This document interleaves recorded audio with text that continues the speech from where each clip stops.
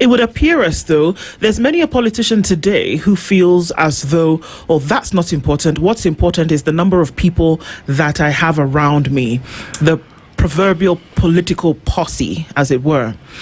And for some reason, James Nyikal said something in a funeral last week that has stuck in my head. And he said, why are we not able as politicians to walk alone?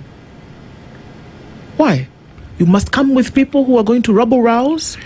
Must you have a situation whereby it seems as though now, if you're a politician and you have a group of goons who is going to help you do a certain, kind of activity, that's when you're popular. If you do have the fat bank account, that's when you're popular. Are we missing the point, Professor Omenya?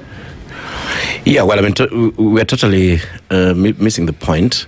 And at this point, I was just reflecting on this, and you look at countries that are decent. Let me call them so, and I particularly look at Nordic countries.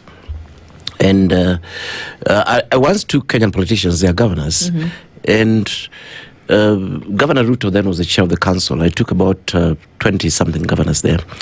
And when we were waiting to meet the Prime Minister, I told them that, look, the train stopped and Parliament is actually across the train station.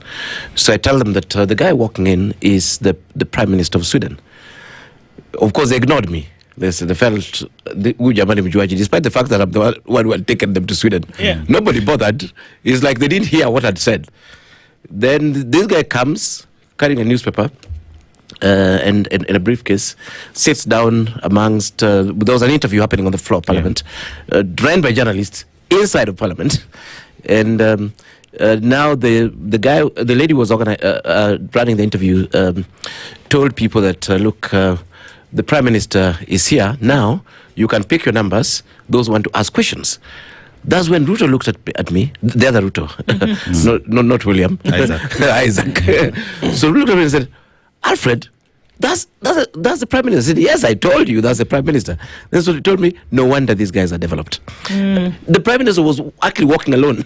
He was in the train alone, carrying his briefcase and minding his own business.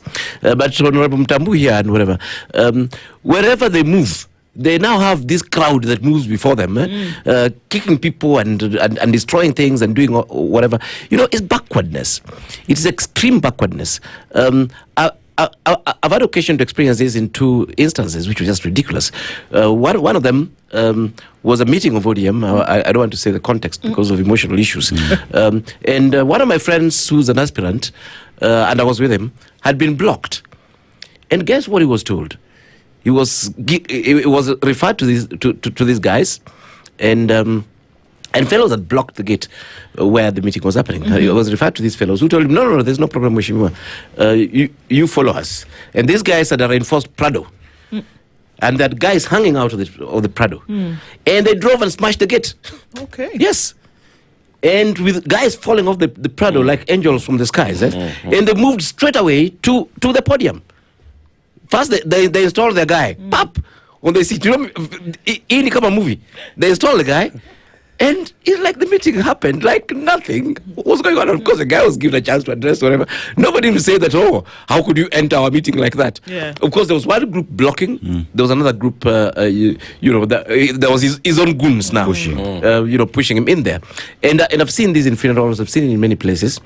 And it's very disturbing, really. I mean, because you have, on one side, you've got sets of goons trying to block you from attending funeral. In fact, the funerals are the most notorious, by the way, especially in Luo Nyanza. I don't know how it is in your place or Mtambo, because there you find that what these guys have done, which is very sad. In my mom's funeral, I had to block them.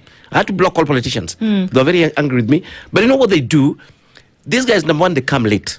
Yeah. And they come with the goons. And these villagers are normally just helpless. The goons drop off. They take over. They literally take over the funeral. They grab the microphones, and all these guys who are ready. In fact, they fight people literally, and the politician just addresses people directly. And after he finishes the address, he leaves. They leave. In fact, the same goons clear whatever. And I've seen this. In fact, every single funeral I've attended in Nyanza involving a politician has been like that.